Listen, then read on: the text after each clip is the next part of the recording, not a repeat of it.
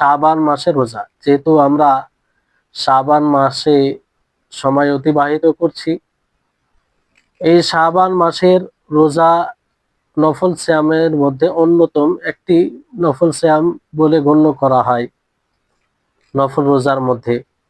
কারণ এই ব্যাপারে আয়েশা রাদিয়াল্লাহু তাআলা আনহা থেকে বর্ণিত, তিনি বলেন, আর এগুলো হাদিস আপনারা শুনেছেন, যে শাবান মাসের কি করণীয় এবং কি বর্জনীয় এই এটা আলোচনায় এসেছে। আয়েশা রাদিয়াল্লাহু তাআলা আনহা তিনি বলেন, কানা রাসূলুল্লাহ সাল্লাল্লাহু আলাইহি ওয়াসাল্লাম ইয়াসুমু হাত্তা নাকুলা লা ইফতির, যে রাসূল সাল্লাল্লাহু আলাইহি সাল্লাম সিয়াম রাখতেন, এতটা সিয়াম রাখতেন ধারাবাহিকভাবে যে আমরা বলতাম তিনি আর রোজা ছাড়বেন না। ওয়া ইফতির হাত্তা নাকুলা লা ইয়াসুম, আর এই মাসে এমন ভাবে রোজা ছাড়তে আরম্ভ করতেন যে আমরা বলতাম যে তিনি আর রোজা রাখবেন না। ওয়ামা রাআইতু রাসূলুল্লাহি সাল্লাল্লাহু আলাইহি ওয়াসাল্লাম ইসতাকমালা সিয়ামা শাহরিন ইল্লা রমাজান, আর আমি রাসূল সাল্লাল্লাহু আলাইহি সাল্লামকে রমজান ব্যতীত অন্য কোনো পরিপূর্ণ মাসের সিয়াম সাধনা করতে দেখিনি। রমজান মাস ছাড়া অন্য কোনো পুরো মাসের সিয়াম তিনি সাধনা করেননি, রোজা রাখেননি। ওয়ামা রাআইতু আকসারা সিয়ামান মিনহু ফি শাবান, আর শাবানের চেয়ে অধিক রোজা রাখতে অন্য কোনো মাসে নবী করিম মুহাম্মদ সাল্লাল্লাহু আলাইহি সাল্লামকে দেখিনি। তাহলে এই হাদিস থেকে স্পষ্ট যে আল্লাহ নবী মুহাম্মদ সাল্লাল্লাহু আলাইহি সাল্লাম শাবান মাসে অধিকভাবে রোজা রাখতেন, সিয়াম সাধনা করতেন। তো প্রথমে যে আয়েশা রাদিয়াল্লাহু তাআলা আনহা তিনি বলেন যে আল্লাহ নবী যখন রোজা রাখতে লাগতেন তো আমরা বলতাম যে তিনি আর ইফতার করবেন না, মানে প্রথম দিকে লাগাতার তিনি রোজা রাখতেন, শেষের দিকে রোজা ছাড়তেন, কারণ পরবর্তীতে রমজান মাস আসছে। তো এইটাকে উনি বুঝাতে চাইছেন যে তিনি রোজা অধিকভাবে রেখেছেন, আবার রোজা ছেড়েছেন, তবে অধিক দিনের এই মাসে রোজা রেখেছেন আল্লাহ নবী, যা অন্য কোনো মাসে রাখেননি। এই হাদিসটি আপনার বুখারী মুসলিমের হাদিস, মুত্তাফাক আলাইহি রিওয়ায়াত।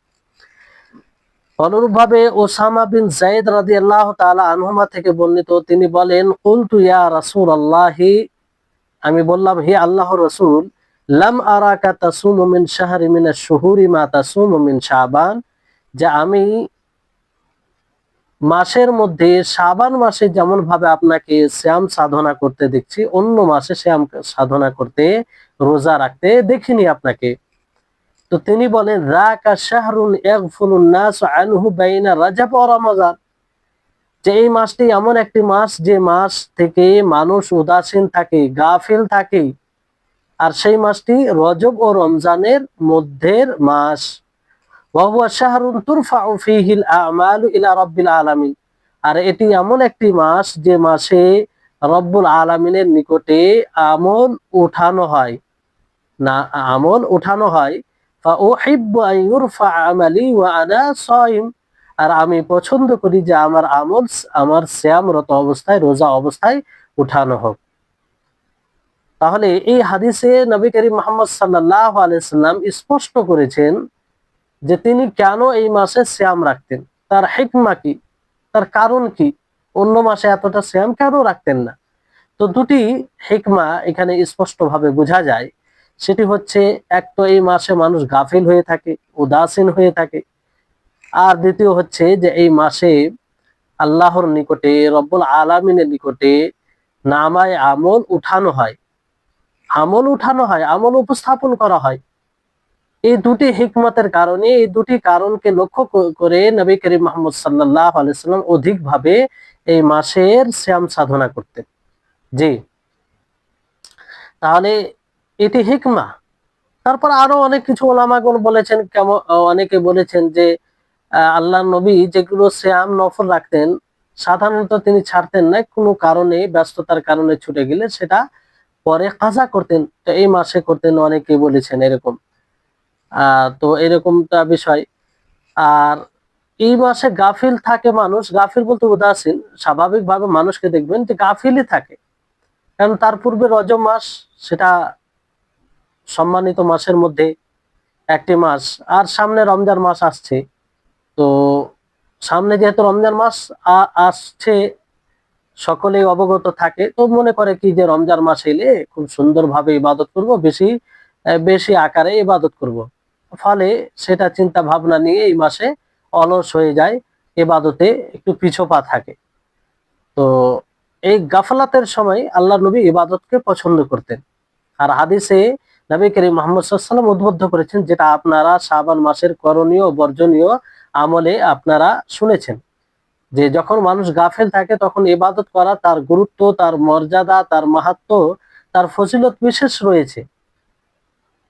যেমন আল্লাহ নবী বলেন, আল ইবাদাতু ফিল হারাজি কা হিজরাতি ইলাইয়া, যে ফিতনার সময় ইবাদত করা আবার দিকে হিজরত করার সমতুল্য নেকি রয়েছে। তাহলে চিন্তা করুন, তো এই মাসে এখান থেকে বোঝা যাচ্ছে যে আমাদেরকে বেশি বেশি করে ইবাদত করতে হবে। আর আল্লাহ নবী সবচেয়ে বেশি যেটা এই মাসে খেয়াল করতেন সেটি সিয়াম, রোজা। তারপরে এখানে একটি বিষয় আপনাদেরকে জানা উচিত, যে পূর্বের হাদিসে আপনারা এক হাদিসে শুনলেন যে আল্লাহর নবী রমজান ব্যতীত পুরো মাসের কোনো মাসের সিয়াম সাধনা করেননি। পুরো রমজান মাসের সিয়াম সাধনা করেছেন, রোজা রেখেছেন, বাকি অন্য কোনো মাসের যে পুরো রোজা রেখেছেন এরকম বিষয় এরকমটা করেননি আল্লাহ নবী। অন্য হাদিসে ফের এক হাদিস আছে যে নবী করিম মুহাম্মদ সাল্লাল্লাহু আলাইহি ওয়াসাল্লাম সম্পর্কে বলা হয়েছে যে কানা ইয়াসুমু শাবানা কুল্লাহু, যে তিনি পুরো রমজান মাসের সিয়াম সাধনা করতেন, তিনি পুরো রমজান মাসের সিয়াম সাধনা করতেন। তো এই হাদিস আর যে হাদিস শুনলেন, দুই হাদিসে সংঘর্ষ মনে হচ্ছে, সাংঘর্ষিক মনে হচ্ছে। আর আপনাদেরকে এর পূর্বে বলেছি যে আল্লাহ নবীর হাদিসে কখনো প্রকৃতভাবে সাংঘর্ষিক বিষয় হয় না, তবে আমাদের বুঝের ক্ষেত্রে, আমাদের বুঝের সমস্যার কারণে সাংঘর্ষিক মনে হয়, কিন্তু আসলে সেটা সাংঘর্ষিক নয়। তো এখানেও তাই, একটি হাদিস অন্য হাদিসের সংঘর্ষ নয়, কারণ এটা ওহী, আল্লাহ তাবারক ওয়া তাআলার পক্ষ থেকে। তো এর মধ্যে এক অপরের বিরুদ্ধে কি করে যেতে পারে? এটা তো মানুষের কথাই হয়, মানুষের কথা হয়। যখন মানুষ কথা বলে তখন মনে থাকে না পূর্বে কি বলেছিল, কিংবা খেয়াল করতে পারে না, ফলে একটি কথা অন্য কথার সাথে, তারই কথার সাথে সাংঘর্ষিক হয়ে যায়। কিন্তু ওহির ক্ষেত্রে তো এটা হবে না, এটা এই এই মানে ভাবনাও করা যেতে পারে না, কারণ এটা আল্লাহ তাআলার পক্ষ থেকে নবী সাল্লাল্লাহু আলাইহি ওয়াসাল্লাম যা কিছু বলেছেন এটা মূলত আল্লাহ তাবারক ওয়া তাআলার পক্ষ থেকে। তো আসলে আরবে এটা মানে ভাষার একটা নিয়ম, যে যখন কোনো জিনিসের অধিকটা করা হতো তখন পুরোটাই বলা হতো, তখন পুরোটাই বলা হয়। কোনো মানুষ যদি মাসের অধিক দিনের শ্যাম সাধনা করে তাহলে বলা হয় যে সে পুরো মাসের শ্যাম রাখলো। এটা আরবের ভাষার একটা প্রচলন, এভাবে ব্যবহার হয়। ফলে ওই উদ্দেশ্যে বলা হয়েছে যে আল্লাহ নবী শাবান মাসের পুরো রোজা রাখতেন। তাহলে এটা ইমাম তিরমিজি রাহিমাহুল্লাহ তিনিও আব্দুল্লাহ ইবনুল মুবারক থেকে এই কথাই নকল করেছেন যে আরবের কালামে আর আরবের বাক্যলাপে এটা জায়েজ, এভাবে ব্যবহার হয় যে কোনো জিনিসকে বেশিরভাগ করলে সেটা পুরো বলে দেয়। জি, তাহলে এখানে আর কোনো সাংঘর্ষিক বিষয় থাকছে না। এরপরে যেটা বিষয় আসছে যে শাবান মাসের 15 তারিখের পরে যে সিয়াম সাধনা করার বিষয়, সে 15 তারিখের পরে শ্যাম সাধনা করতে পারেন কি পারেন না, এই বিষয়ে আবু হুরায়রা রাদিয়াল্লাহু তাআলা আনহু থেকে বর্ণিত, তিনি বলেন রাসূল সাল্লাল্লাহু আলাইহি সাল্লাম বলেছেন, ইদান তাসাফা শাবানু ফালা তাসুমু হাত্তা ইয়াকুনা রমাদানু, যে শাবান মাস যখন অর্ধেক হয়ে যাবে, 15 শাবান হয়ে যাবে, ফালা তাসুমু, তো তোমরা শ্যাম সাধনা করো না, রোজা রাখো না, হাত্তা ইয়াকুনা রমজান, এমনকি রমজান মাস চলে আসবে। তো এখানে মূলত হাদিস দ্বারা এটা স্পষ্ট ভাবে বলা হচ্ছে যে 15 শাবানের পরে তোমরা রোজা রাখো না, শ্যাম সাধনা করো না। ইমাম তিরমিজি রাহিমাহুল্লাহ বলেন যে এই হাদিসটির আহলে ইলমদের নিকটে, বিদ্বানদের নিকটে এই হাদিসটির অর্থ হলো যে মানুষ 15 শাবান পরে, 15 শাবান যখন 15 শাবান বাকি থাকবে, সে সময় যেন ইফতার করে রোজা না রাখে, রমজান মাসের কারণে। রমজান মাসের কারণে, কারণ রমজান মাসের সিয়াম ফরজ। তো সেই মাসের সিয়াম যাতে কোনোভাবে না ছুটে, মানুষ দুর্বল না হয়ে যায়। পুরো শাবান মাসের রোজা যদি রাখে মানুষ, তাহলে দুর্বল হয়ে যাবে। তো সেই দুর্বলতার কারণে রমজান মাসের সিয়াম রাখতে কষ্টকর হতে পারে, কিংবা অনেক সময় সেই অক্ষম হওয়ার কারণও হতে পারে, শরীর অসুস্থ হয়ে যাওয়ার এরকম বিষয় হতে পারে। ইবনু খুযাইমা রাহিমাহুল্লাহ তিনি বলেন যে এর অর্থ হচ্ছে যে লা তুয়াসিলু শাবান বিরমজান ফাতাসুমু জামিআ শাবান, লা আন্নাহু নাহিয়ুন আনিস সাওমি ইদান ইদান তাসাফা শাবান নাহিয়ান মুতলাকান। যে তোমরা শাবানকে রমজানের সাথে মিলিয়ে দিও না, শাবানকে রমজানের সাথে মিলিয়ে দিও না।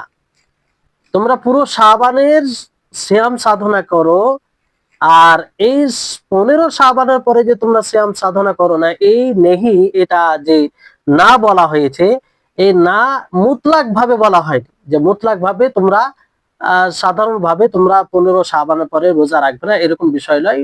বরং এটা থেকে উদ্দেশ্য হচ্ছে এটা যে তোমরা শাবান মাসের রোজাকে রমজান মাসের রোজার সাথে মিলিয়ে দিও না, একদম রমজান পর্যন্ত রোজা রাখিও না, এটা উদ্দেশ্য। যাই হোক, খোলাসা মূল কথা হচ্ছে এটা যে নবী করিম মুহাম্মদ সাল্লাল্লাহু আলাইহি সাল্লাম যে হাদিসে 15 শাবানের পরে রোজা রাখা নিষেধ করেছেন, সেটা আসলে কিসের উপরে নেওয়া হবে, কি অর্থে? যে আমরা শাবান মাসের রোজাকে যেন রমজান মাসের রোজার সাথে না মিলাই। আমরা শুরুর দিকে বেশি বেশি রোজা রাখবো, আর শেষ দিকটা খাস করব না, যে শুরুতে আমরা রোজা না রেখে 15 শাবানের পরে রোজা রাখবো, আর এইভাবে শাবানের রোজা রমজান মাসের সাথে মিলে যাবে, এরকমটা যেন না হয়। যদি 15 শাবানের পরেও কেউ রোজা রাখে, সিয়াম সাধনা করে, আর রমজান মাস আসার আগে, তার 3 দিন আগে 4 দিন আগে ছেড়ে দেয়, তো সমস্যা নেই, সে রোজা রাখতে পারে। কিংবা বলা হয়েছে যে শুরু থেকে সিয়াম সাধনা করলে সে 15 শাবানের পরে বিরতি থাকবে। হ্যাঁ, যদি আগে থেকে সে রোজা রাখতে অভ্যস্ত হয়, যেমন মাসে 2টি করে সিয়াম রাখে, সোমবার বৃহস্পতিবার, সেই রোজা রাখার সে অভ্যস্ত, আগে থেকে রেখে আসে, তো সে রাখতে পারে, কোনো সমস্যা নেই। তারপরে আরো কিছু রোজা যদি রাখে এরকম সব মাসে, তো এই মাসও ওই হিসাবে রাখতে পারে, কোনো সমস্যা নেই। জি, তাহলে এখান থেকে এটা স্পষ্ট। এবার আরেকটি বিষয়ের দিকে ইঙ্গিত করব, যে শাবান মাসের রোজা আপনি আম ভাবে রাখতে পারেন যত বেশি পারেন, কিন্তু গ্রুপেও কেউ প্রশ্ন করেছে, আরো কয়েকটি প্রশ্ন এসেছে, যাই হোক উত্তর দেওয়া হয়নি সময়ের কারণে। তো বিষয়টি হচ্ছে তার উত্তর দেওয়া হবে ইনশাআল্লাহ। তো শাবান 15 শাবানের রোজার ব্যাপারে, 15 শাবানের রোজা আপনি রাখতে পারেন, সমস্যা নেই। সমস্যাটা কোথায়? সমস্যাটা হচ্ছে এখানে যে আপনি 15 শাবানের রোজা রাখবেন এই উদ্দেশ্যে যে এই দিনের বিশেষ ফজিলত আছে। যেমন 15 শাবানের রাত্রিকে কেউ শাবে বারাত ভাবে, মুক্তির রাত্রি মনে করে। 15 শাবানের রাত্রির ব্যাপারে কেউ ভাগ্য রজনী মনে করে। 15 শাবানের রাত্রির ব্যাপারে কেউ আকীদা ধারণা রাখে যে এই রাত্রে কোরআন নাযিল হয়েছে। আর সবগুলো এগুলো ভিত্তিহীন। 15 শাবানের রাত্রিতে বিশেষভাবে ইবাদতের ব্যবস্থা করে, বিশেষভাবে ইবাদত করে গুরুত্ব দিয়ে মনোযোগী হয়ে, যা অন্য কোনো রাত্রে থাকে না। এগুলো সব শরীয়ত বহির্ভূত আমল। আপনি আম ভাবে অভ্যস্ত, অন্যদিনও আপনি কিয়াম করতেন, আজকেও কিয়াম করলেন, কোনো সমস্যা নেই। কিন্তু বিশেষভাবে সেই 15 শাবানকে লক্ষ্য করে আপনি সেই দিনই কিয়াম করবেন, সেই দিনই বিভিন্ন প্রকারের ইবাদত করবেন, তার মানে কি? যে সেই রাত্রিকে বিশেষ রাত্রি আপনি মনে করছেন। কারণ আমরা ইবাদত করতে গিয়ে সর্বোপরি রাসূলকে দেখতে হবে। রাসূল আমাদের জন্য উত্তম আদর্শ, বিশেষ করে ইবাদতের ক্ষেত্রে, কারণ তিনি রাসূল। তিনি জানেন যে আল্লাহর কিভাবে দাসত্ব করতে হবে, আর সেটার ব্যাখ্যা বিশ্লেষণ তিনি সারা জীবন দিয়ে গেছেন। তো যদি শাবান মাসের 15 তারিখে বিশেষভাবে ইবাদত করার কোনো ভালো বিষয় হতো, তাহলে আল্লাহ নবী অবশ্যই রাত্রে বিশেষভাবে ইবাদত করতেন, সাহাবায়ে কেরাম করতেন, যিনারা সবচেয়ে অগ্রগামী ছিলেন, তারা তো এরকম ইবাদত করেনি, তারা তো এরকম ভাবে বিশেষ ইহতেমামের সাথে করেনি, বিশেষ মনোযোগী হয়ে এরকম ইবাদতের করেনি। আগে আপনি যেমন অন্য রাত্রে ইবাদত করে, আজকের সেই 15 শাবান রাত্রিতে ইবাদত করলে কোনো সমস্যা নেই। তো যেমন ওই রাত্রে বিশেষ ভাবে সেই রাত্রির ব্যাপারে বিশেষ এক ধারণাতে ওই রকম ভাবে ইবাদত করা ঠিক নয়, অনুরূপ ভাবে 15 শাবানের ওই রকম বিশেষ ধারণাকে কেন্দ্র করে যেমনটা বলা হলো ওইভাবে রোজা রাখা ঠিক নয়। আপনি আমভাবে রোজা রাখতে পারেন। তো কথাগুলো বোঝার চেষ্টা করবেন। অনেকগুলো যারা গুমরাহ তারা পথভ্রষ্ট করে মানুষকে, বলে যে দেখো আল্লাহ নবী পুরো শাবানের রোজা রেখেছেন, না শাবান মাসের রোজা রাখার প্রতি উদ্বুদ্ধ করছেন, আর এরা মানা করে, এরা নিষেধ করে মানুষকে, মানে বিষয়টি ঘুলিয়ে দেয়। আসলে বিষয়টা এটা না, আপনি রোজা রাখতে পারেন, কিন্তু বিশেষ যে আপনি ধারণা রাখছেন 15 শাবানের ব্যাপারে, 15 শাবানের ব্যাপারে, যেমনটা 15 শাবানের রাত্রির ব্যাপারে ধারণা রাখে, যেগুলো ভিত্তিহীন, তো ওই রকম ভাবে ওই ধারণা রেখে যদি 15 শাবানের রোজা রাখেন, তাহলে এটা ঠিক হবে না, এটা ঠিক হবে না। বাকি আপনি রাখতে পারেন 15 শাবান, তো সে আইয়ামে বীজের মধ্যে পড়ে, আপনি যে কোনো মাসের 13, 14, 15 তারিখের রোজা রাখতে পারেন। এই রোজা রাখার কথা তো আল্লাহ নবী নিজে রাখতেন, আল্লাহ নবী বিশেষভাবে ওসিয়ত করেছেন যে রাখতে পারো, তোমরা রাখবে। তো তাহলে আশা করি আপনারা উত্তরটা পেয়ে গেছেন, আর ভালোভাবে বোঝার চেষ্টা করবেন, বিষয়গুলোকে নিরপেক্ষভাবে ভালোভাবে শুনবেন এবং বোঝার চেষ্টা করবেন। তারপরে যদি কোনো সংশয় থাকে তো অবশ্যই উপস্থাপন করবেন, তার সেটা ক্লিয়ার করার চেষ্টা করা হবে। তাহলে এক প্রকারের রোজা আমরা নফল সিয়াম জানতে পারলাম, শাবান মাসের সিয়াম। এবার আসুন যে দ্বিতীয় প্রকারের নফল সিয়াম হচ্ছে শাওয়াল মাসের 6 রোজা। শাওয়াল মাসের 6 রোজা, এই ব্যাপারে হাদিস রয়েছে।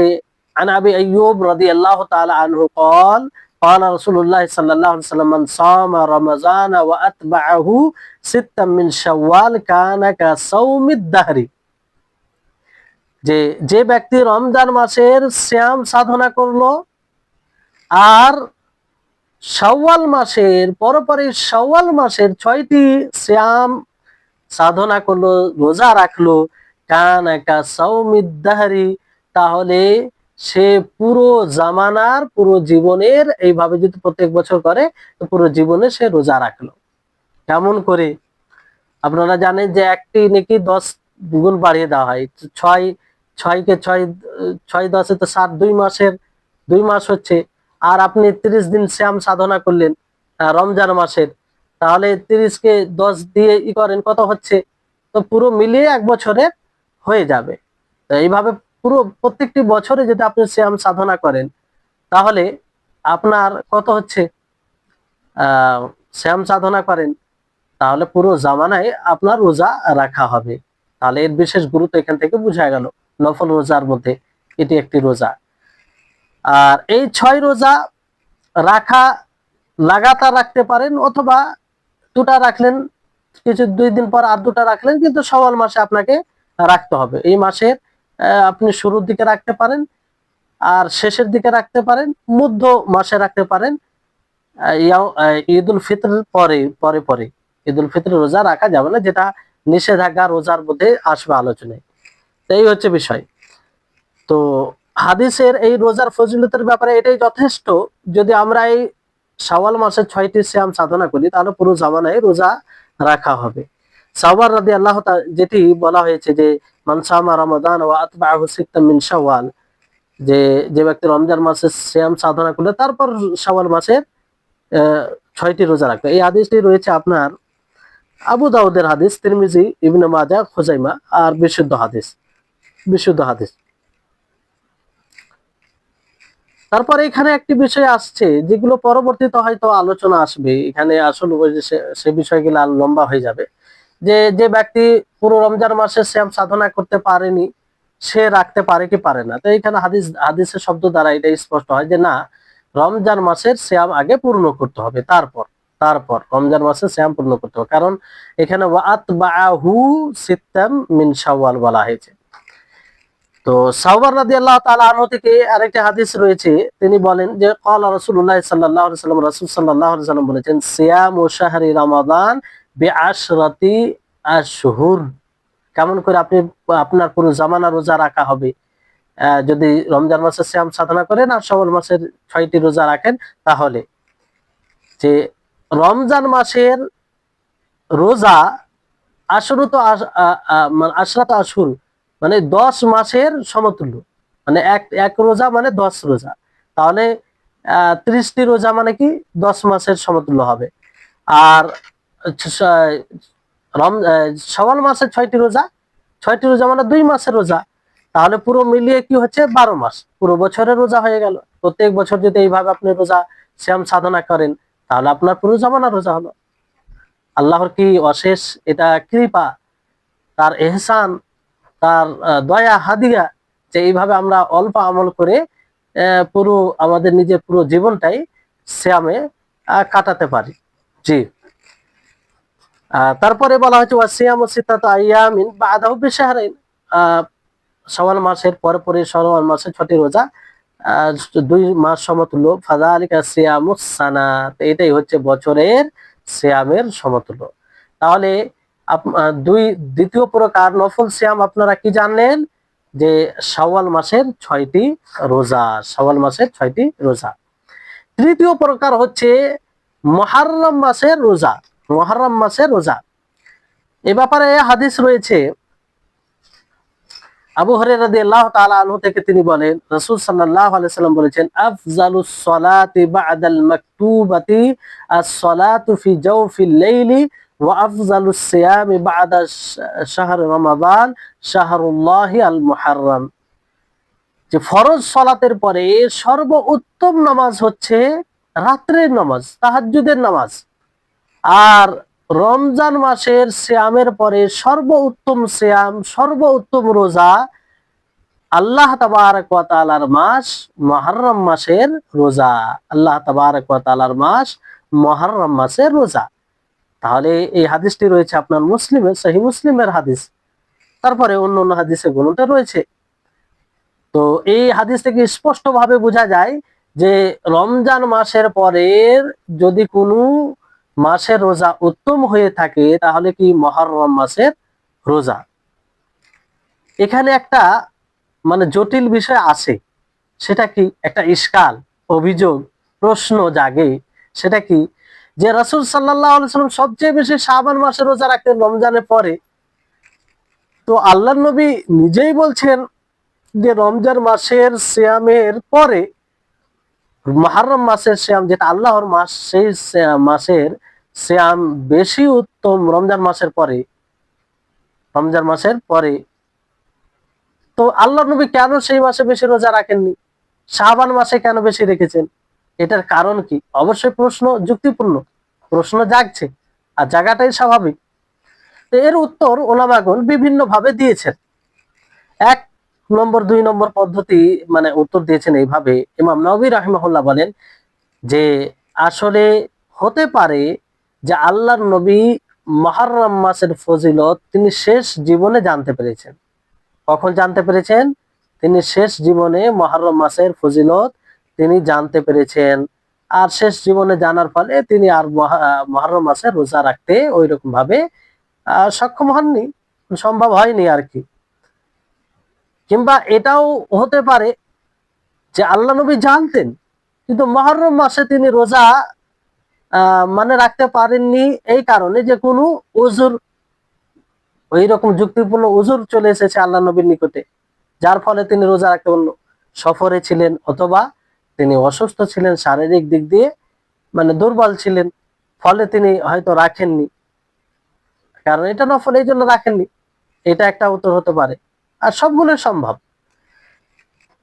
তৃতীয় উত্তর এইভাবে দেওয়া হয়েছে যে ইবনে রাজাব রাহিমাহুল্লাহ তিনি বলেন যে সিয়ামের সাথে নফল সিয়াম এটি 2 প্রকার। একটা হচ্ছে মুতলাক নফল সিয়াম, আম সাধারণ নফল সিয়াম। সাধারণ নফল সিয়াম যেমন মুহররম মাসের সিয়াম, যেটা এর ফজিলত আম ভাবে এর ফজিলত রয়েছে মুতলাক, যেমন কিয়ামুল লাইল, রাত্রের সালাত, তাহাজ্জুদের সালাত, মুতলাক এর ফজিলত রয়েছে, ফরজ সালাতের পরে উত্তম নামাজ। দ্বিতীয় হচ্ছে যে সিয়াম, যে রোজা রমজান মাসের সিয়ামের লাগালাগি হবে, মানে লাগালাগি হবে আগে অথবা পরে, আগে অথবা পরে, মানে রমজান মাসের সিয়ামের লাগালাগি হবে। তো এটা সাধারণ নফল সিয়ামের তুলনায় উত্তম হবে, এই দিক দিয়ে সাধারণ নফল সিয়ামের তুলনায় উত্তম হবে। যেমন নফল সালাত আপনি যে কোনো সময় নফল সালাত করতে পারেন, কিন্তু সুন্নাতে রাতেবা, সুন্নাতে রাতেবা কাকে বলে? সুন্নাতে রাতেবা বলা হয় ফরজ সালাতের আগে পিছে যে সুন্নাত আপনি পড়ে থাকেন। জোহরে যেমন পূর্বে চার চার চার রাকাত, জোহরের পরে 2 রাকাত, আরো 2 রাকাত প্রমাণিত, সেটাও পড়তে পারেন, কিন্তু সুন্নাতে রাতেবা হিসেবে 2 রাকাত। তারপরে মাগরিবের পরে 2 রাকাত, এশার পরে 2 রাকাত, ফজরের আগে 2 রাকাত, এগুলো কি সুন্নাতে রাতেবা। এর একটা বিশেষ ফজিলত রয়েছে, আর এটা সাধারণ নামাজের তুলনায় বেশি ফজিলত। অনুরূপ ভাবে আপনার শাবান মাসে রোজা এবং তারপরে পরে শাওয়াল মাসে রোজা, যে আগে পিছে হচ্ছে ফরজের, এই জন্য তার উত্তম বেড়ে যায়, এই জন্য আল্লাহ নবী বেশি করতেন। তো সবগুলোই সম্ভব, এগুলো উত্তর ওলামাগণ বিদ্বানগণ দিয়েছেন। জি, তাহলে আমরা তৃতীয় প্রকার জানতে পারলাম নফল সিয়ামের। চতুর্থ প্রকার হচ্ছে আরাফার রোজা। কিসের রোজা বললাম? আরাফার রোজা। আরাফার রোজার ব্যাপারে বলা হয় যে আরাফার রোজা হাজি ব্যতীত সকলের জন্য সেই আরাফার রোজা রাখা মুস্তাহাব, সুন্নাহ এবং নেকির কাজ, বড় ফজিলত রয়েছে তার। আবু কাতাদা রাদিয়াল্লাহু তাআলা আনহু থেকে বর্ণিত, তিনি বলেন ক্বালা রাসূলুল্লাহ সাল্লাল্লাহু আলাইহি ওয়াসাল্লাম, রাসূল সাল্লাল্লাহু আলাইহি ওয়াসাল্লাম বলেছেন, সাওমু ইয়াউমি আরাফাতা ইউকাফফিরু সানাতাইনি। আরাফার রোজা, আরাফা দিনের রোজা, ইউকাফফিরু সানাতাইনি, 2 বছরের গুনাহকে নিশ্চিহ্ন করে দেয়, কাফারা হয়ে যায় 2 বছরের গুনাহ। মাদিয়া ওয়া মুকবিলা, বিগত বছরে ও পরবর্তী বছরে, আগামী বছরে। ওয়া সাওমু আশুরা ইউকাফিরু সানাতান মাদিয়া, আর আশুরার রোজা বিগত 1 বছরের পাপকে মোচন করে। তবে এই কোন ধরনের পাপকে মোচন করে? সাগীরা গুনাহকে, কাবীরা নয়, সাগীরা ছোট ছোট গুনাহ যেগুলো হয়ে থাকে, সেগুলো গুনাহ ক্ষমা হয়ে যায় এর মাধ্যমে। তো ইমাম নববী রাহিমাহুল্লাহ তাই বলেন। তো এখানে ওলামাগণ এই হাদিস থেকে তারা স্পষ্ট যে আরাফার রোজার একটা বিশেষ গুরুত্ব রয়েছে, নফল রোজা, যে আপনি আরাফার একটা দিনের রোজা যদি রাখেন, আর হাজি ছাড়া অন্যদের জন্য এটা, একটা দিনের রোজা রাখেন, তাহলে আপনার আগের ও পূর্বের এবং সামনের 1 বছরের 2 বছরের গুনাহ আল্লাহ তাআলা ক্ষমা করবেন, সাগীরা যেগুলো ছোট ছোট গুনাহ। তো ওলামাগণ আরাফার দিনের সিয়ামের ব্যাপারে দ্বিমত করেছেন, যে এটা হাজিদের জন্য যেটা আরাফা হবে। আর তাদের মধ্যে অনেকেই বলেছেন, বেশিরভাগ, যে হাজিরা সেদিন রোজা রাখবে না, আরাফার দিন রোজা রাখবে না, কারণ নবী সাল্লাল্লাহু আলাইহি সাল্লাম রোজা রাখেননি, আরাফার দিন তিনি রোজা রাখেননি, এটা স্পষ্ট ভাবে প্রমাণ রয়েছে। কারণ উম্মুল ফাজল বিনতে আল হারিস রাদিয়াল্লাহু আনহা থেকে বর্ণিত, তিনি বলেন, আন্না নাসান তামারাউ ইনদাহা ইয়াউম আরাফাতা ফি সাওমিন নবী সাল্লাল্লাহু আলাইহি ওয়াসাল্লাম ফাকালা বা'দুহুম হুয়া সাইম, যে কিছু মানুষ সন্দেহ পোষণ করলো, সন্দেহ করতে আরম্ভ করলো তার নিকটে আরাফার দিনে নবী সাল্লাল্লাহু আলাইহি ওয়াসাল্লামের রোজার ব্যাপারে, নবী সাল্লাল্লাহু আলাইহি ওয়াসাল্লাম রোজা রেখেছেন কি রাখেননি এই ব্যাপারে। তো কিছু লোক বললো তিনি রোজা অবস্থায় ছিলেন, তিনি রোজা রেখেছেন। আর কিছু লোক বললো না, লাইসা বিসাইম, আল্লাহ নবী রোজা রাখেননি। তো তিনি ফাআরসালাত ইলাইহি বিকাদহি লাবানিন, তিনি একটি দুধের পাত্র পাঠান আল্লাহ নবীর নিকটে। ওয়া হুয়া ওয়াকিফুন আলা বাঈরিহি, আর তিনি উটের উপরে দাঁড়িয়েছিলেন। ফাশারিবাহু, তো আল্লাহ নবী কি করলেন? সেটাকে পান করলেন। তো তার মানে আল্লাহ নবী সেদিন সিয়ামরত অবস্থায় ছিলেন না, স্পষ্ট। এটা এটা এই কথা সমর্থন করে যে সেদিন হাজিরা সিয়াম সাধনা করবে না, কারণ কষ্টের দিন, সেদিন আরাফার ময়দানে অবস্থান করতে হয়। তো আরাফা দিন আর নহরের দিন সেটা জবাই করার দিন, আর মিনার দিন, এগুলো কি ইসলামদের যারা ইসলাম তাদের একটা ঈদের দিন, তাদের ঈদ এক প্রকার। এই হচ্ছে বিষয়। যে হাদিসটা আপনাদেরকে বলবো সেটা কি বুখারী মুসলিম মুত্তাফাক আলাইহি রিওয়ায়াত। তাহলে এটা জানতে পারলাম 4 প্রকারের সিয়াম, নফল সিয়াম। পঞ্চম প্রকারের সিয়াম হচ্ছে আশুরার রোজা। কার রোজা বললাম? আশুরার রোজা। আশুরার রোজা 10ই মুহররমকে বলা হয় আশুর। আশির এর অর্থ হচ্ছে দশম। আশুরা দশম মুহররমকে বোঝায়। তো এই ব্যাপারে আবু কাতাদা রাদিয়াল্লাহু তাআলা আনহুর হাদিস আপনারা জানলেন যে আশুরা রোজা, ইয়াউম আশুরা ইউকাফিরু সানাতান মাদিয়া, যে আশুরা রোজা যদি আপনি রাখেন তাহলে কি করবেন? আল্লাহ তাআলা পূর্বের 1 বছরের গুনাহকে, সাগিরা গুনাহকে আল্লাহ তাআলা ক্ষমা করবেন। সাগিরা গুনাহকে কি করবেন? ক্ষমা করবেন। আর নবী সাল্লাল্লাহু আলাইহি সাল্লাম মক্কাতে রোজা রাখতেন, যখন তিনি মদিনায়, মক্কায় মানে মুহররমের আশুরা রোজা রাখতেন, মদিনায় যখন হিজরত করেন তো এই সিয়ামের তিনি কি করলেন? আদেশ দিলেন। তো ফরজ হয়ে গেল। সেটা কি? ফরজ হয়ে গেল। তারপরে সেই ফরজটা রহিত হলো কোন রোজা দ্বারাতে? যখন রমজান মাসে রোজা আল্লাহ তাআলা ফরজ করেছেন, তো সেই বিধান দ্বারা আশুরা রোজা যে ফরজ ছিল সেটা রহিত হয়ে মুস্তাহাব হয়ে গেল।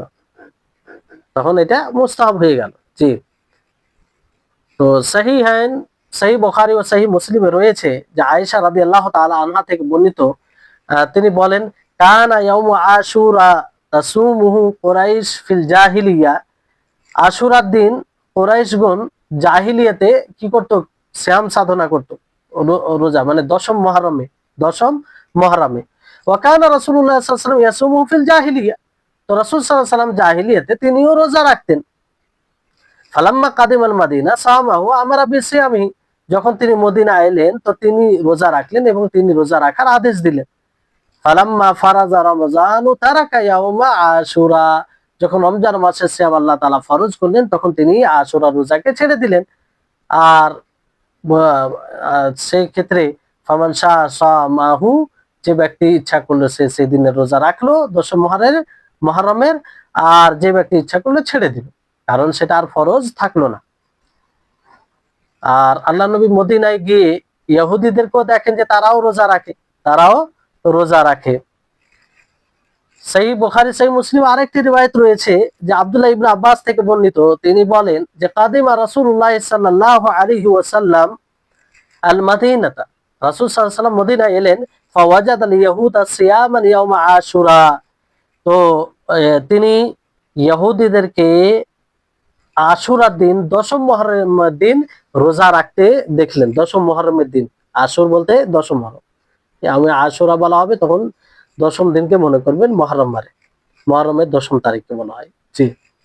তো রাসূল সাল্লাল্লাহু আলাইহি ওয়াসাল্লাম বলেন, মা হাদাল ইয়াউমুল্লাযী তাসুমুনাহু। এটা কোন দিন? কিসের কারণে তোমরা এই দিনের রোজা রাখো? কিসের কারণে তোমরা এই দিনের সিয়াম সাধনা করো? ফাকালু, তো তারা বলল, হাদা ইয়াউমুন আযীমুন আনজাল্লাহু ফীহি মূসা ওয়া কওমাহু, যে এই দিনটি খুব মহান দিন, বড় দিন, বড় নাজাতের দিন। কারণ আল্লাহ তাবারক ওয়া তাআলা এই দিনই মূসা আলাইহিস সালামকে এবং মূসার কওম, মূসার জাতিকে ফেরাউন থেকে রক্ষা করেছিলেন। ওয়া আগরাকা ফিরআউন ওয়া কওমাহু, আর এই দিনেই আল্লাহ তাবারক ওয়া তাআলা ফিরআউনকে ও ফিরআউনের কওমকে ডুবিয়েছিলেন, হালাক করেছিলেন। ফাসামাহু শুকরান লিল্লাহি, তো তিনি আল্লাহর শুকরিয়ার্থে রোজা রেখেছিলেন। ফানাহনু নাসুমুহু, ফলে আমরাও রোজা রাখি। তখন আল্লাহ নবী কি বলেন? ফানাহনু আহাক্কু বিমূসা মিনকুম, তো আমরা তো বেশি হক রাখি, বেশি হক রাখি মূসা আলাইহিস সালামের সাথে, কারণ মূসা আলাইহিস সালামের সাথে যে সম্পর্ক, তিনি নবী ছিলেন। তো তোমরা যদি মূসা আলাইহিস সালামের নাজাত পাওয়ার কারণে, তার কওমের নাজাত পাওয়ার কারণে শুকরিয়ার্থে রোজা রাখো, তো এটা তো আমরা আরো বেশি হক রাখি, আমরা তো আরো বেশি শুকরিয়া আদায় করব। তখন আল্লাহ নবী নিজে রোজা রাখলেন এবং সেই দিনে রোজা রাখার আদেশ দিলেন। এই আদেশটি আপনার বুখারী মুসলিমে রয়েছে। ওয়ালাম্মা কানা ফি আখির উমরিহি সাল্লাল্লাহু আলাইহি সাল্লাম, যখন রাসূল সাল্লাল্লাহু আলাইহি সাল্লাম শেষ বয়সে ছিলেন, তো তিনি ইহুদিদের বিরুদ্ধে আমল করার ইচ্ছা করলেন। তাদের বিরুদ্ধাচারণ করার ইচ্ছা করলেন। কিভাবে? তো এই ব্যাপারে আব্দুল্লাহ ইবনে আব্বাস থেকে বর্ণিত, তিনি বলেন যে রাসূল সাল্লাল্লাহু আলাইহি সাল্লাম বলেছেন, লাইন বাকিতু ইলা কাবিলিন লাসুমান্নাত তাসি', যে যদি আমি আগামী বছর জীবিত থাকি, বেঁচে থাকি, আল্লাহ তাআলা জীবিত রাখেন, তো আমি নবম মুহররমেরও সিয়াম সাধনা করব। নবম মুহররমের, দশম মুহররমে তো সিয়াম সাধনা করতেন, কিন্তু নবমের রাখবো। কেন? যাতে ইহুদিদের মুখালিফ হয়, ইহুদিদের বিরুদ্ধে আমল হয়। কারণ তারা শুধু দশম মুহররমের রোজা রাখে, তো আমরা কিসের রোজা রাখবো? তার সাথে সাথে আল্লাহ নবী ইচ্ছা পোষণ করলেন যে আমি নবম মুহররমের 9 মুহররমেরও রোজা রাখবো, যাতে তাদের বিরুদ্ধে হয়, সেম না হয়। আল্লাহ নবী সবসময় চাইতেন যে তাদের যেন সবসময় বিরুদ্ধ থাকে। বুঝতে পারলেন? আরেকটি রিওয়ায়াতে রয়েছে এইভাবে যে সেই আগামী বছর আল্লাহ নবী ইচ্ছা পোষণ করেছিলেন, কিন্তু আগামী বছরকে আর পেলেন না। তিনি কি করলেন?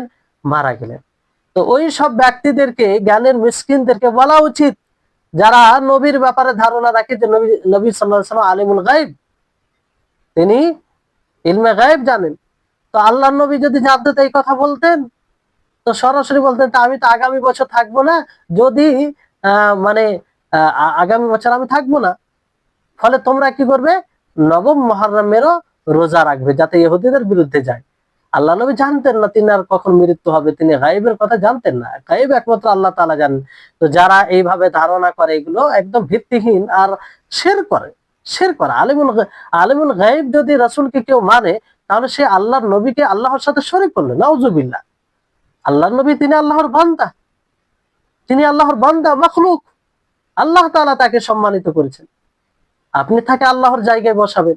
অথচ আল্লাহ তাআলা অধিক আয়াতে এটা স্পষ্ট ভাবে বলেছেন যে গায়েব একমাত্র তিনি, সেই আল্লাহ তাআলা জানেন, আল্লাহ ব্যতীত কেউ জানে না। পৃথিবীর কোনো মাখলুক এরকম নেই যে সে গায়েবের কথা জানতে পারবে, কারণ আল্লাহ তাআলা এটা নিজের সাথে খাস করে রেখেছেন। জি,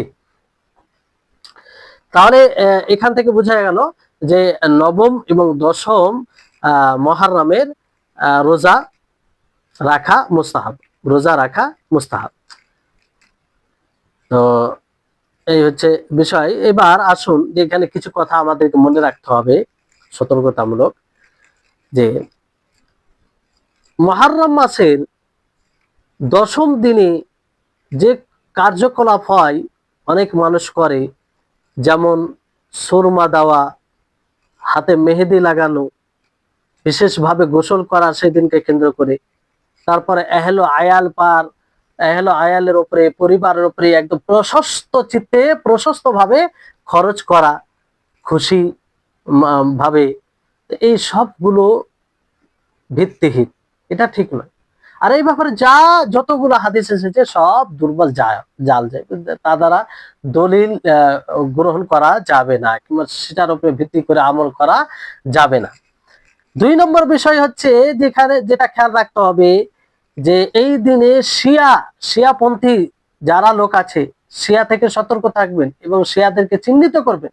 তারা ইসলামের শত্রু, তারা নবীর শত্রু, তারা সাহাবীর শত্রু, তারা আল্লাহর শত্রু, তারা আল্লাহর শত্রু। কারণ আল্লাহর প্রেরিত মানুষকে তারা গালি দেয়, যাদের প্রতি আল্লাহ তাআলা সন্তুষ্টের মানে সার্টিফাই করেছেন, ব্যাখ্যা দিয়েছেন, কিয়ামত পর্যন্ত সেই সাক্ষী থাকবে। কোরআনে আল্লাহ তাআলা বলেছেন রাদিয়াল্লাহু আনহু ওয়া রাদু আনহু, যে আল্লাহ তাআলা তাদের প্রতি সন্তুষ্ট, তারা আল্লাহর প্রতি সন্তুষ্ট। এই এই শাহাদাত, এই সাক্ষ্য, মানে এই কথা আল্লাহ তাআলার পক্ষ থেকে কিয়ামত পর্যন্ত। তারপরও তারা তাদেরকে গালি দেয়, তাদেরকে কাফের বলে, তাদের ব্যাপারে কটু মন্তব্য করে, তাদেরকে হীন করে, তাদের অসম্মান মানহানি করার চেষ্টা করে। তো এই হচ্ছে শিয়া। তো এই শিয়াদেরকে চিহ্নিত করবেন এবং তাকে শত্রুই মনে করবেন, কখনো আপনার বন্ধু হতে পারে না। কারণ তারা মুনাফিকের চেয়ে তারা নিকৃষ্ট, তারা মুনাফিকের মতো কাজ করে। তো শিয়ারা যতগুলো কার্যকলাপ ঘটায় এই দিনে, সবগুলো ভিত্তিহীন। হোসেন রাদিয়াল্লাহু তাআলা আনহুর হত্যাকে কেন্দ্র করে, তার শাহাদাতকে কেন্দ্র করে মাতম করে। মাতম জায়েজ নয়, গুমরাহি, পথভ্রষ্টতা, এগুলো আল্লাহ তাবারক ওয়া তাআলা এর আদেশ দেননি, না তার রাসূল আদেশ দিয়েছেন যে মুসিবতের দিনকে কেউ মাতমের দিন বানাবে। মৃত্যুর দিনকে মাতমের দিন বানাবে, তো রাসূল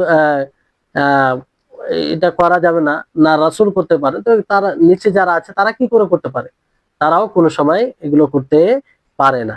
তারপরে আরেকটি বিষয় মনে রাখবেন যে কিছু রিবায়াতে রয়েছে, যেমন মুসনাদ আহমদে রয়েছে যে সুমু ইয়াউমা আশুরা ওয়া খালিফুল ইয়াহুদা ওয়া সুমু ক্বাবলাহু ইয়াওমান আও বা'দাহু ইয়াওমান, যে তোমরা দশম মুহররমের সিয়াম সাধনা করো আর ইহুদিদের মুখালিফ করো, ফলে তোমরা দশম মুহররমের আগে এবং তারপরে 2 দিনের সিয়াম সাধনা করো।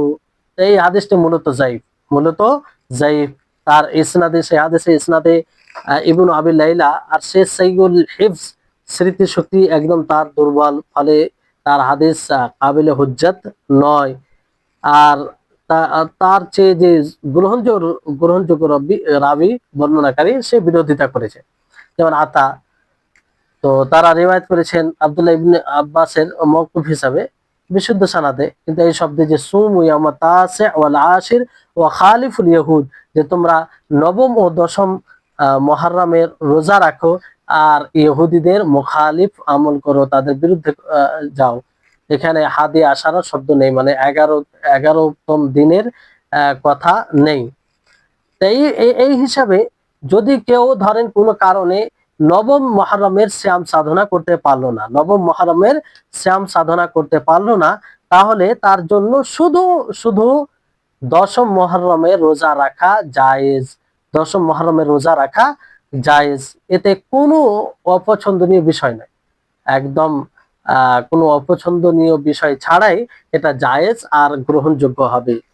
কিন্তু যদি আগে থেকে সুযোগ থাকে তাহলে নবম রাখবে, তাদের বিরোধিতা করবে। কিন্তু কেউ ধরেন যে তার আগের দিন রোজা কোনো কারণে রাখতে পারলো না, তো শুধু দশম মুহররমের রাখলেও হবে। শেখুল ইসলাম ইবনে তাইমিয়া রাহিমাহুল্লাহ তিনি বলেন, ওয়াসিয়ামু ইয়াউমি আশুরা কাফারাতু সানা ওয়া লা ইয়াকরাহু ইফরাদুহু বিস-সাওম, যে আশুরা দিনের রোজা এটি 1 বছরের গুনাহকে নিশ্চিহ্ন করে, মিটিয়ে দেয়, এক বছরের গুনাহকে মোচন করে। আর শুধু যদি ওই দিনের রোজা কেউ রাখে দশম মুহররমে, তাতে কোনো বিষয় নেই, মানে সেটা অপছন্দনীয় বিষয় নয়। তবে উত্তম হচ্ছে যে আগে রাখবে, কোনো কারণে রাখা গেল না তো রাখতে পারে। জি। তারপরে আরেক প্রকারের রোজা হচ্ছে যে সাওমু আইয়ামিল বীজ, আইয়ামিল বীজ, যে মাসের 13, 14, 15 তারিখে এই 3 দিনের রোজা, এটি নফল সিয়ামের একটি অন্যতম প্রকার, তার বিশেষ ফজিলত আছে।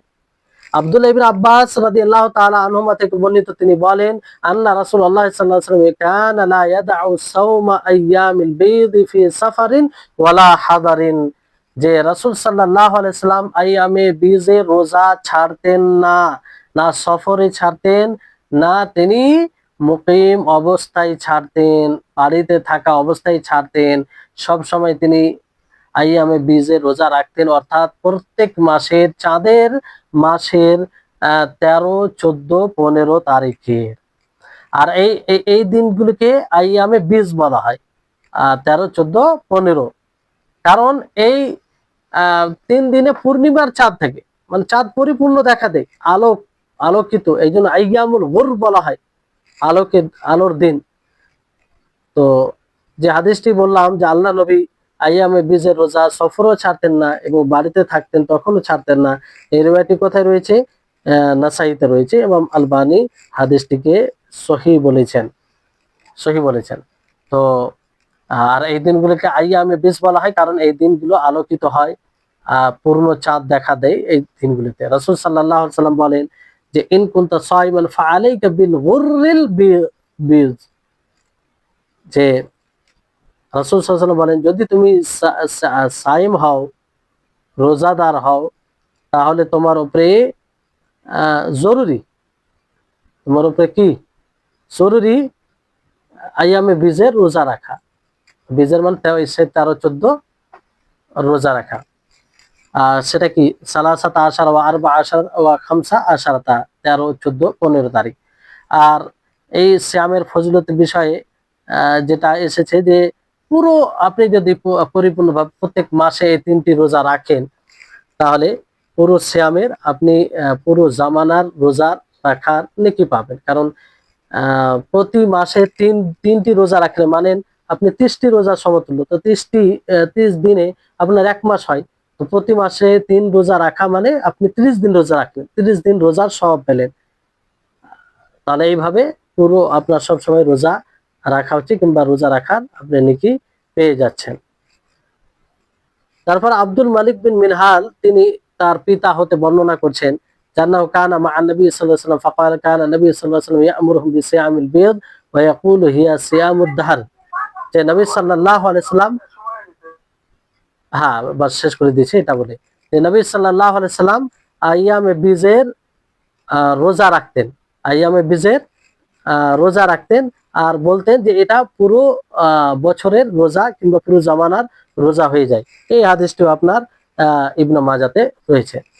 তো যাই হোক, এই পর্যন্ত আজকে যথেষ্ট। আরো কিছু নফল রোজার প্রকার সমূহ রয়েছে, যেগুলো আগামী ক্লাসে ইনশাআল্লাহ আলোচনা হবে। আর এইভাবে আমরা ধারাবাহিকভাবে এগিয়ে যাব। আল্লাহ তাবারক ওয়া তাআলা আমাদের সকলকে যেন এসব বিষয় বোঝা তৌফিক দান করেন, আমাদের সকলকে আমল করার তৌফিক দান করেন, আমাদের ইলমে বারাকা দান করেন, আর ইলমে নাফে আমাদের সকলকে দান করেন। ইলমে উপকারী জ্ঞান, যে জ্ঞান দ্বারা আমরা দুনিয়াতে এবং আখিরাতে লাভবান হব। ওয়া আখির দাওয়ানা আলহামদুলিল্লাহি রাব্বিল আলামিন। আসসালামু আলাইকুম ওয়া রাহমাতুল্লাহি ওয়া বারাকাতুহু।